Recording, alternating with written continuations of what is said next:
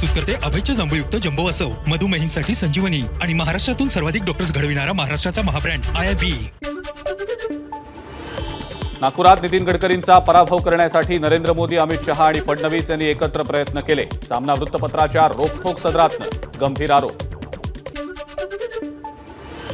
गडकरींचं नेतृत्व सर्वमान्य, गडकरींच्या पाठीशी मोदी आणि अमित शहा आहेत म्हणून ते काम करू शकले।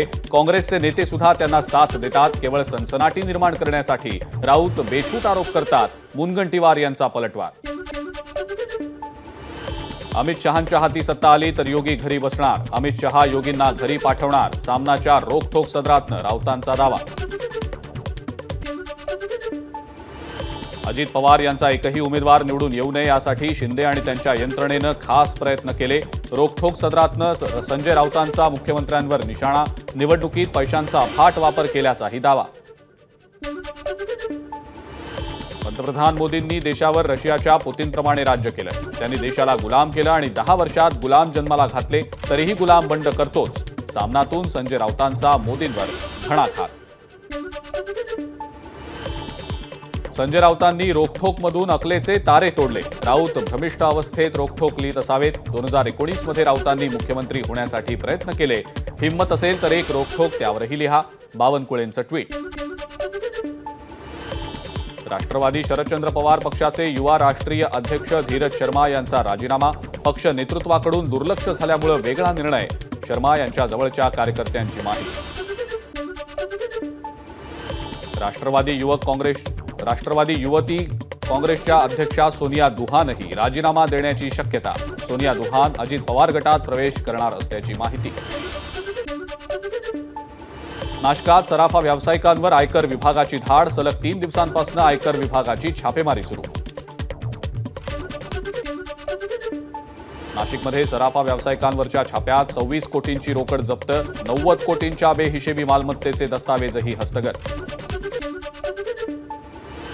नाशकात सराफ व्यावसायिकांवरील छापेमारीत बंगल्यातील फर्निचरच्या आत पैशांची रोकड आढळली। आयकर चुकवल्याच्या संशयावरून कारवाई करण्यात आल्याची माहिती। नाशिकमध्ये सराफा व्यावसायिकांवर सलग 30 तास आयकर विभागाची कारवाई। नाशिक, नागपूर आणि जळगाव या 3 पथकांची संयुक्त कामगिरी। यवतमाळमध्ये विक्रमी तापमानाची नोंद। तापमान 45.5 अंशांवर। गेल्या 5 वर्षातील सर्वाधिक तापमान। वाढत्या तापमानामुळे जिल्ह्यात 64 शीतकक्ष सुरू। उष्माघाताच्या रुग्णांसाठी 227 बेड्स राखीव।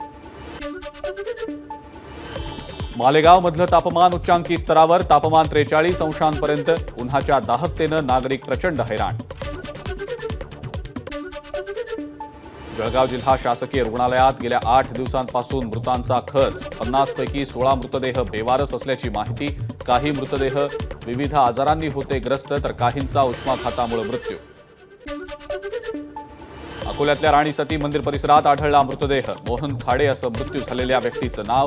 संबंधित व्यक्तीचा उष्माघातामुळे मृत्यू झाल्याची शक्यता। गेल्या 4 दिवसांपासून अकोल्यातलं तापमान 45 अंशांवर।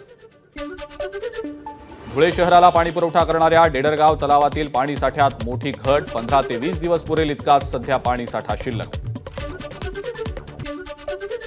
छत्रपती संभाजीनगरमधल्या हर्सूल तलावात 15 दिवस पुरेल इतकाच जलसाठा शिल्लक। मृत साठ्यातून रोज 5 MLD पाण्याचा उपसा।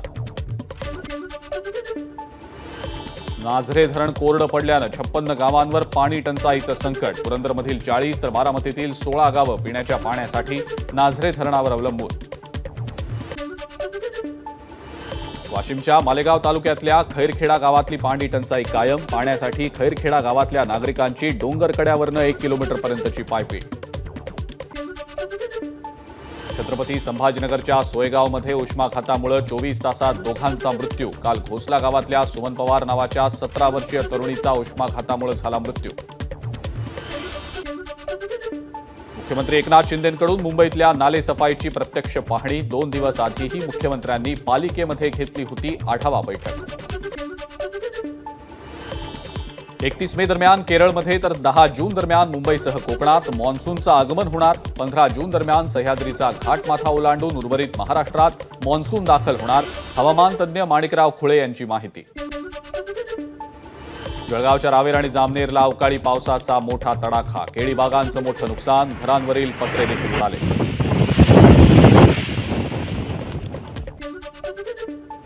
धाराशिवमध्ये वादळी वाऱ्यासह जोरदार पाऊस, उमरगा तालुक्यातल्या भांताळ गावातल्या शेतकऱ्याचा वीज पडून मृत्यू, अनेक दुकानांची छतं उडून गेल्यामुळे व्यावसायिकांचं मोठं नुकसान.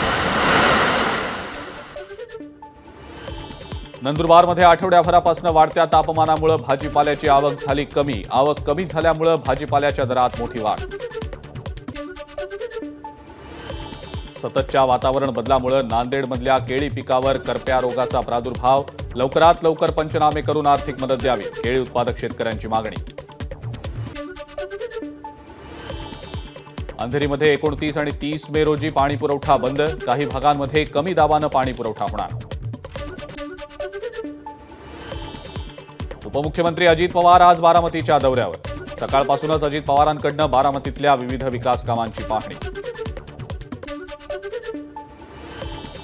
पुणे रॅश ड्रायव्हिंग प्रकरणी काँग्रेसकडून आता निबंध स्पर्धेचं आयोजन, स्पर्धेसाठी माझा बाप बिल्डर असता तर अश्विनी आणि अनिशचे मारेकरी कोण असे विषय.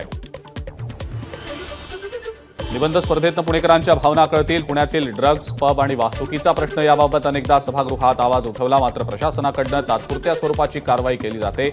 निलंबित अधिकाऱ्यांवर गुन्हे दाखल करा, धंगेकरांची मागणी. पुणे अपघात प्रकरणी पोलिसांच्या गुन्हे शाखेकडून तब्बल 100हून अधिक सीसीटीव्ही फुटेजची तपासणी. अग्रवालांचं निवासस्थान, कोझी पब, ब्लॅक हॉटेल तसंच अपघात स्थळ अशा सगळ्या ठिकाणचं सीसीटीव्ही फुटेज पोलिसांच्या हाती. पुणे रॅश ड्रायव्हिंग प्रकरणानंतर पिंपरी चिंचवड पालिका ऍक्टिव्ह मोडवर, अनधिकृत वाकड इथल्या अनधिकृत रूफटॉप हॉटेलवर तोडक कारवाई. डोंबिवली स्फोट दुर्घटनेतील मृतांची संख्या 10वर, बाजूच्या कंपनीत आणखी एक मृतदेह आढळल्याची माहिती, तर 3 कंपन्यांमधनं 12 कामगार अजूनही बेपत्ता असल्याची तक्रार. नागपूर अपघाताच्या वेळेला आरोपी प्रमाणाहून अधिक दारू प्यायल्याचं तपासणीमध्ये उघड, आरोपीच्या गाडीतून दारूच्या बाटल्या आणि गांजा सदृश पॅकेट जप्त. गांजा तस्करीच्या धावपळीत तर हा अपघात झाला नाही ना, याबाबत पोलिसांचा तपास सुरू. आजपासून मुरुड जंजिरा किल्ला पर्यटकांसाठी बंद, शासकीय आदेशानुसार पावसाळी खबरदारी म्हणून किल्ल्याला कुलूप. समुद्र किनाऱ्यावरील बोटिंग आणि स्पोर्ट्स राईड सुद्धा बंद होणार. 3ही रेल्वे मार्गांवर मेगा ब्लॉक, मध्य रेल्वेच्या माटुंगा ते ठाणे दरम्यान, पश्चिम रेल्वेच्या बोरिवली ते गोरेगाव दरम्यान, तर हार्बर मार्गावरच्या सीएसएमटी ते चुनाभट्टी दरम्यान मेगा ब्लॉक. 1 जूनच्या मध्यरात्रीपासून ते 2 जून दुपारपर्यंत मध्य रेल्वेवर 36 तासांचा मेगा ब्लॉक. या ब्लॉकमुळे 69 मेल आणि एक्सप्रेस गाड्या रद्द. ब्लॉक कालावधीत सीएसएमटी ते भायखळा आणि वडाळा रोड दरम्यानची लोकल सेवा पूर्णपणे बंद असणार. जालना शहरातील औद्योगिक वसाहतीजवळ एसबीआय बँकेचं एटीएम फोडलं, 8 लाखांची रक्कम चोरीला गेल्याची माहिती. गेल्या 6 दिवसात जालन्यात एटीएम चोरीची ही दुसरी घटना. गाडीच्या डिक्कीमध्ये ठेवलेले 6 लाख रुपये घेऊन चोरटे फरार. धाराशिवच्या तुळजापूरमधली घटना. प्लॉटच्या रजिस्ट्रीसाठी जात असताना दुचाकीच्या डिक्कीमध्ये महादेव राठोड यांनी ही रक्कम ठेवली. चहा पिण्यासाठी थांबले असता पैसे लंपास. अहमदनगरच्या श्रीगोंदा तालुक्यातल्या बेलवंडी इथल्या एका महिला डॉक्टरकडनं परिचारिकेला घरात घुसून मारहाण. पतीला मेसेज केल्याच्या कारणावरून मारहाण केल्याची माहिती. डॉक्टर विरोधात गुन्हा दाखल. नाशिकच्या चांदवडमधल्या निमोण गावी विहिरीमध्ये डंपर कोसळला, 19 वर्षीय चालकाचा मृत्यू. विदर्भ आणि तेलंगणाच्या सीमेवर असलेल्या झरी जामनी तालुक्यात अनधिकृत बीटी बियाणांची विक्री. कृषी विभागानं सापळा रचत 1,46,000चा मुद्देमाल केला जप्त. या प्रकरणी दोघांवर गुन्हा दाखल. चंद्रपूरमधल्या चिमूरमधल्या विहीरगाव परिसरात सागवानाची अवैध तोड. हा अतिसंरक्षित ताडोबा व्याघ्र प्रकल्पाचा भाग असल्याची माहिती. वन विभागाकडून चौकशी सुरू. ताडोबा व्याघ्र प्रकल्पामध्ये पर्यटकांच्या जिप्सींनी रोखून धरली वाघाची वाट. खातोडा ते मोहर्ली दरम्यानच्या मार्गावरचा प्रकार. तक्रार मिळताच ताडोबा प्रशासनानं जिप्सी चालक आणि गाईडवर दिले कारवाईचे संकेत. कोल्हापुरात भरवलेल्या पेन शोला कोल्हापूरकरांचा उत्स्फूर्त प्रतिसाद. प्रदर्शनात 7 लाखांचा पेन पाहण्यासाठी नागरिकांची मोठी गर्दी. T20 वर्ल्ड कपसाठी भारतीय क्रिकेट टीम अमेरिकेमध्ये दाखल. 2 जूनपासून वर्ल्ड कपला होणार सुरुवात.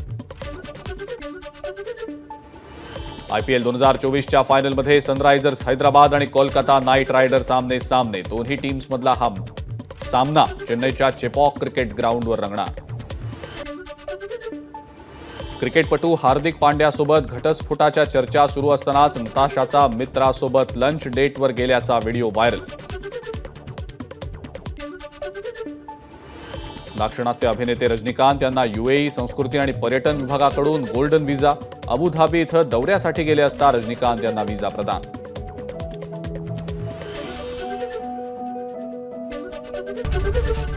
ABP माझा, उघडा डोळे बघा नीट.